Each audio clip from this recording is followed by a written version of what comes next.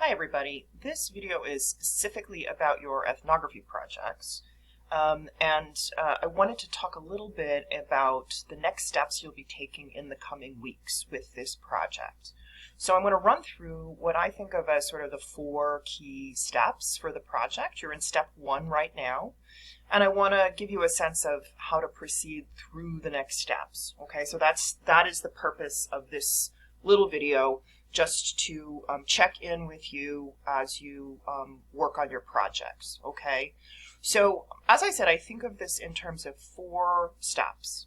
Step 1 is data collection. That is the step that you are in right now. Everyone, just as a quick recap, everyone gave me a proposal. I gave you feedback on that, and you started interviewing people, observing things, that kind of stuff, right? That's what we mean by data collection.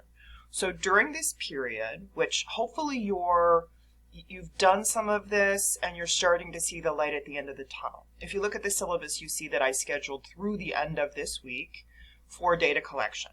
If it goes a little beyond that, that's no problem at all. I know that you can't always control, for example, when you can schedule an interview. So it's okay if it goes a little beyond that, but it's mainly, the idea is to stay more or less in the sequence, right, and moving it forward. So during this period, you've been doing your interviews and observations, and in total, you're going to make sure that you do at least 6 interviews and at least 6 episodes of observation, okay?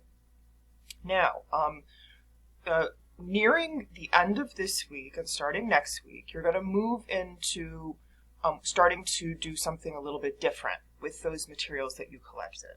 And that's going to be first the analysis of what you've collected and what you've found, and then writing that up. Okay, so those are the next 2 components of the project that I want to talk about.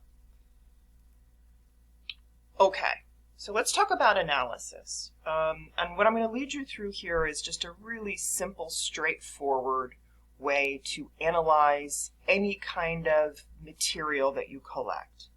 The research projects you guys are working on are qualitative, okay? What that means is you're going to look at the materials that you collected as sort of little narratives or little stories, okay? And the analysis process that I'm going to describe here is how to identify the key themes and issues that are emerging from this collection of stories that you are compiling right now, okay? All right, so this also has some steps, and again, it's the reason to put it into numbers or steps is just to try to make it straightforward and to give you a sense of moving from point to point, okay? So once you've collected your 6 interviews and 6 observations, that's the point at which I want you to begin this analysis, and here's how I suggest you do it. The first thing to do is to gather together all of the material you've collected. From your interviews and observations, that's going to mean that you have, for example, whatever notes that you have written down about what you observed, any notes or recordings or transcriptions of the interviews that you did, right? Some of you may have done some extra stuff, like done some quick surveys or something. If you did that, it's not required for the project, as you know, but if you did that, get that together too, okay? If you took a bunch of photographs in your field site, bring those too, right? Everything that you collect, you get it all together in one place. I understand that this will be, for the most part, electronic stuff, but that's fine, right? Just put it all in the same folder. Get all the stuff next to each other so you can think about it as a body of data, okay? What I'm trying to get you to think about here is to not think of like the interviews over there, the observations over here, but you're starting to think of all the material you collected as one thing, as one pool of information, okay? Now, once you have all that stuff together in the same, electronic space, or if it's written notes all in the same big pile on your desk, I want you to, in one sitting, basically, go through all that material. That is, read through all your notes, either listen to all the interviews or look at your notes from those interviews, go through all the information in one fell swoop, okay? While you're doing that, I want you to pay attention to anything across all that information that repeats, okay? It's very straightforward. You're just looking for stuff that happens more than once, okay? The things that could repeat, it could be particular words, right? Like if in, 3 out of your 6 interviews, people keep using the same words to describe their experience, that might be something you'd note. If the same objects or the same music is playing every time you do an observation, then that would be something to notice, right? If when people tell you their story, they all include very similar kinds of experiences, that would be something to note. You're looking for patterns. That is what you're looking for. And all a pattern is something that happens multiple times, right? So as you're looking or reading through and looking through all of your data, keep an eye out for things that repeat. And what I want you to do is to create a list, okay? Just a working list of all those repeating items. You can just jot them down on a piece of paper. You can type them into a Word document. It doesn't really matter at this point, okay? Just a working list. Here's all the repeating things. Now, when you have that list of repeating items, I want you to look at the items on that list. And I want you to start to think about what might be the social significance of that repeating item. You're going to do this based on your experience doing your research, right? At this point, if you've done 6 interviews and 6 observations on a topic, you know quite a bit about it, right? You've heard a lot about it. You're starting to get a feel for it. And I want you to rely on that sense that you're starting to develop, okay?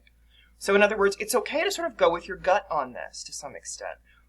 This kind of analysis of qualitative research materials, it relies on the interpretation of the researcher to a certain extent, right? You need to be able to back up what you're going to claim, but it's okay to start to feel that something is important because you have knowledge of the social world that you're investigating, okay?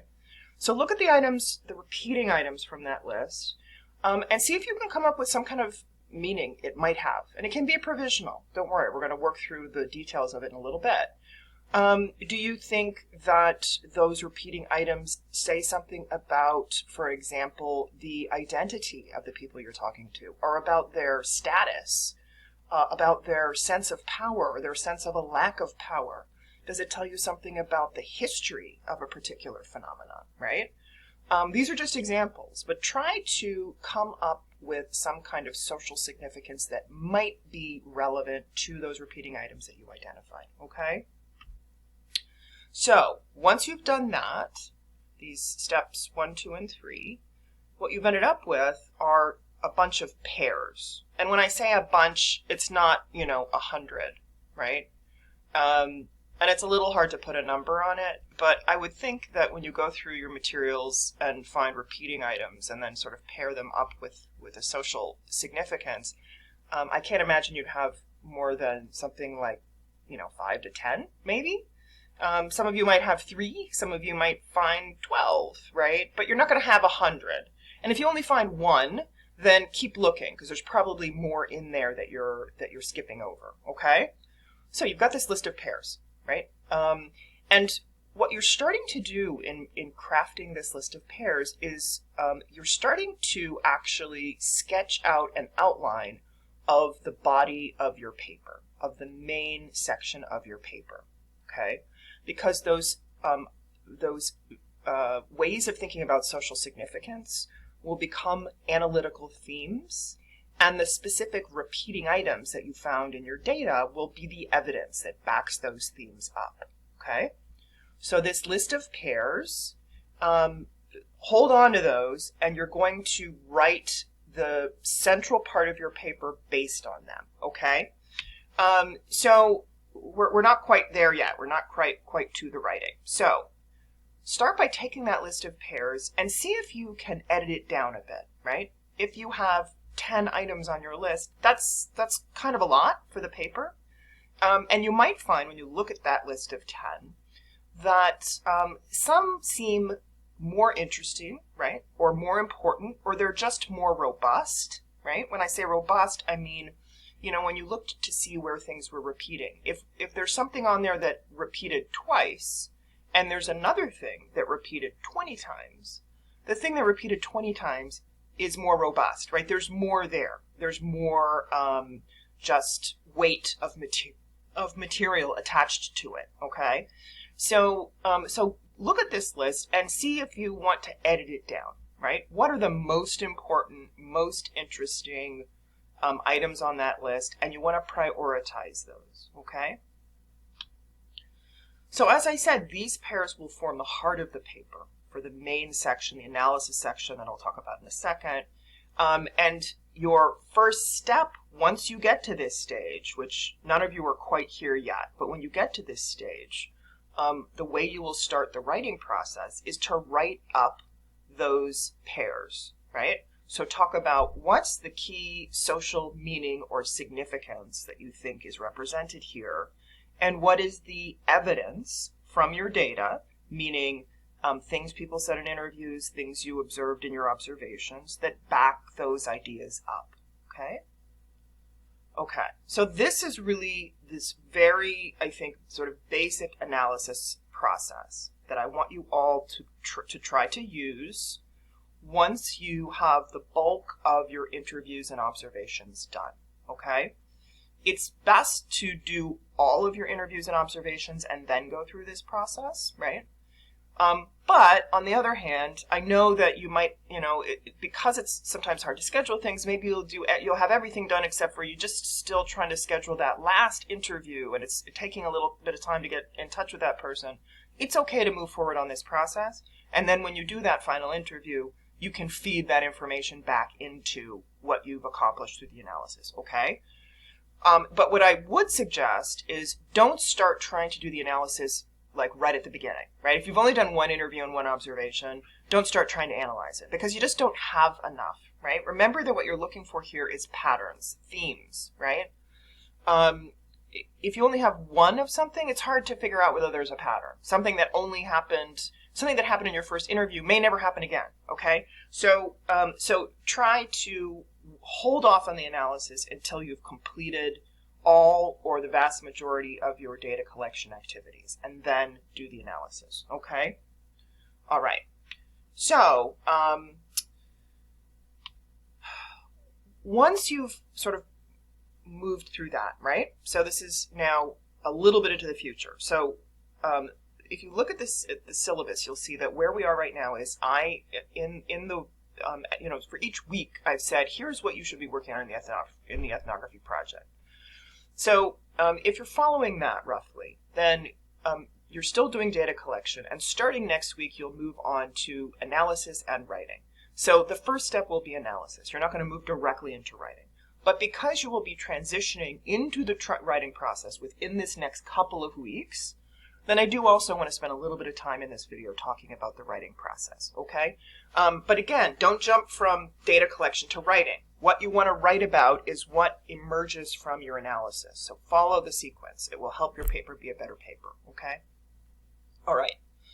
So let me start with just sort of the end point, what this piece of writing is going to look like, and then we can back up a little bit in how you're going to take it on, okay? And this information that I'm going to give you now is also what's included in the handout about this project, okay? So this is not sort of brand new information. So your final paper, when you turn it in at the very end, is going to be at least 6 pages long, not including the appendix, which I'll talk about what that is in a minute, right? So 6 pages of writing with then an appendix after the end. You're going to organize your paper in a series of subsections. These aren't separate papers. You're writing one paper. But I want you to divide your paper into these sections, and each section should have a subheading so that the reader, as the reader moves through your paper, the reader knows sort of where he or she is at, right? I mean, I'm the reader, but I'm just saying in a more general sense, right? Like when you write a paper, you want your paper to be organized in a way that the people who read it can follow the logic of where they are, right? Like how you are moving from point to point and from section to section. So I have given you the sequence of sections that I want you to include, and you can either just title your subsections with these really basic titles, introduction, methodology, analysis, etc., or you can also make up other subheadings that also still indicate what that section is about, but might be a little bit more interesting, right? Okay.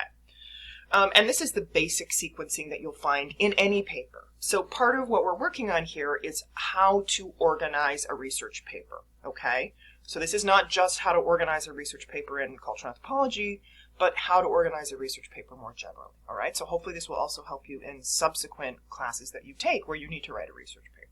All right, so let's talk about what those sections are.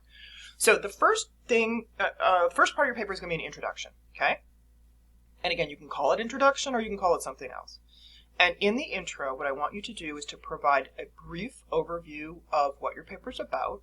So that means describing the cultural world you study, your subject, right?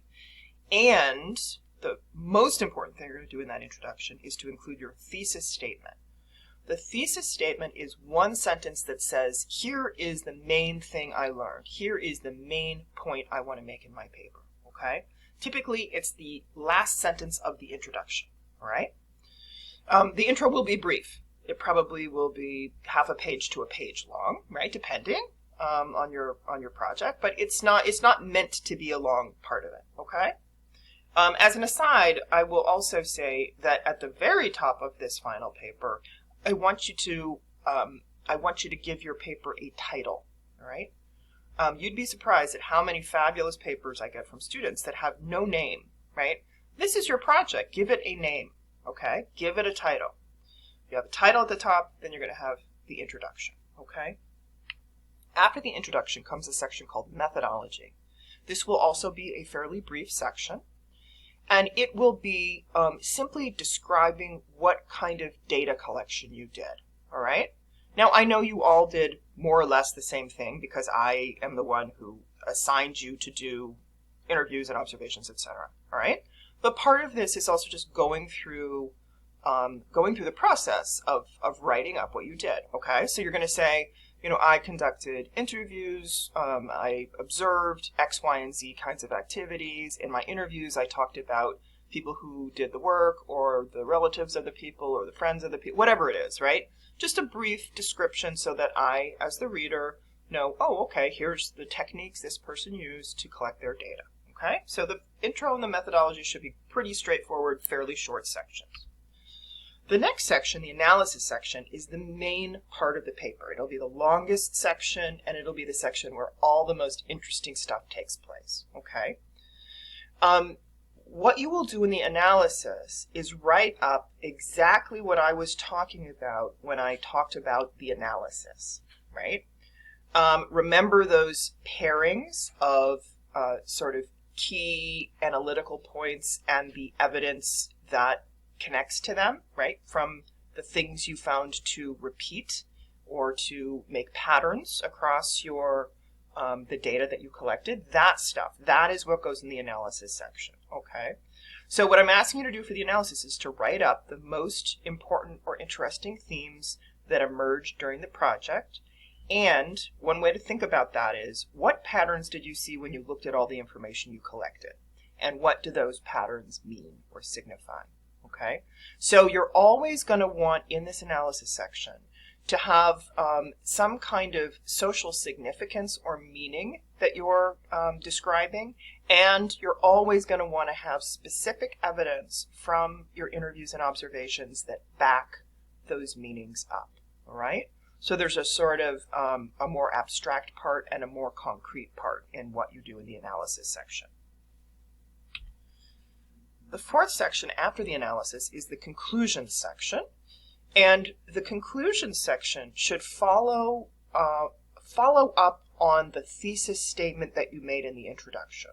Remember that I said that in the introduction, the most important piece is your thesis statement. That is the sentence in your intro where you say, here is the main thing that I learned. Here is the main thing I want to tell you, reader, right?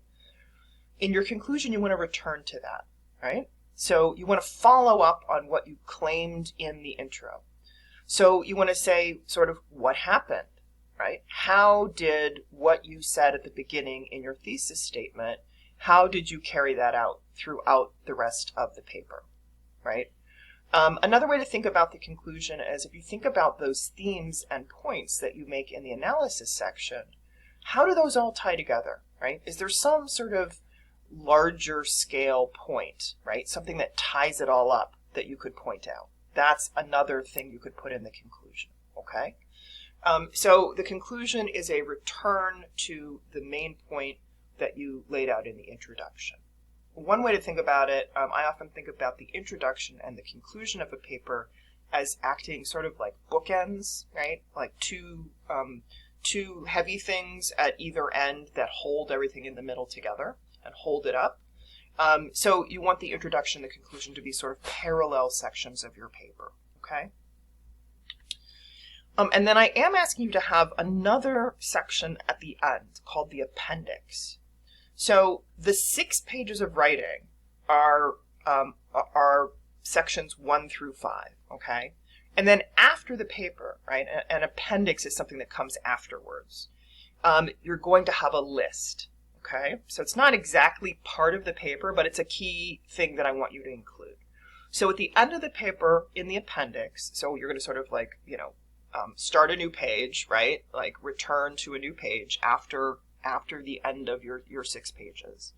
I want you to provide a list of your research activities, okay? So this is more like a reference page for me.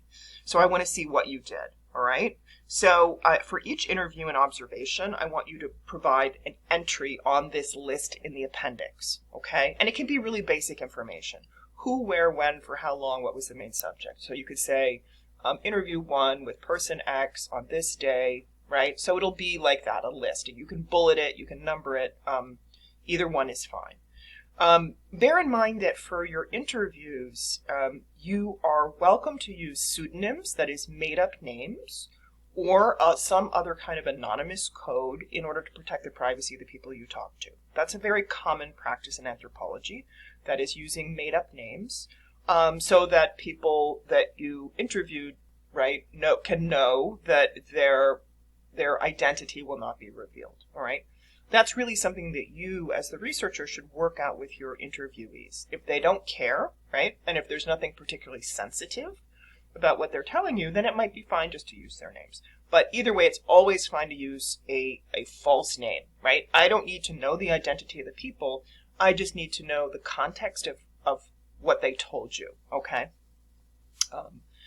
If you have any visual items, and again, this is not required, but some of you may, anything like that, feel free to add that to the appendix as well, right? For example, if you created a map of the thing you were learning about, right? The space that something was happening in, and you want to include that, that's another thing that can be placed in the appendix, okay? So the appendix is the final section of the paper. All right. So this is, again, just sort of an introduction. Actually, let me go back to this first slide. So this is just an introduction to sort of the sequence that we're working through right now, okay? So you're working on data collection, hopefully moving toward wrapping that up. Then you'll conduct the analysis, right, that I talked about, going through all the material, finding those patterns, trying to assign some significance to them. From there, you'll move into the writing, right? And one of the main things I'll suggest about the writing is that I gave you the sequence in which the subsections will appear in the final paper, but typically one doesn't write from starting with the intro and through to the conclusion. Typically one starts writing in the middle of the paper and then writes the beginning and the end, okay? So it makes sense when you look at this slide right here, because basically once you do that analysis, then I suggest you first write up that section, the analysis section, right? That's the heart of the paper. That's where the main information lies. So if you write that up first, that will actually make it easier then to write an introduction and conclusion, right? Because the introduction and conclusion, remember, are the bookends. They're the framework that hold up the central part of the paper. So you'll have a better time knowing what to introduce, right, if you already know what's in the analysis section. So that's the sequence that I suggest. Your paper is going to still look like that sequence that I describe on the writing part, but you're going to write it sort of from the inside out, okay?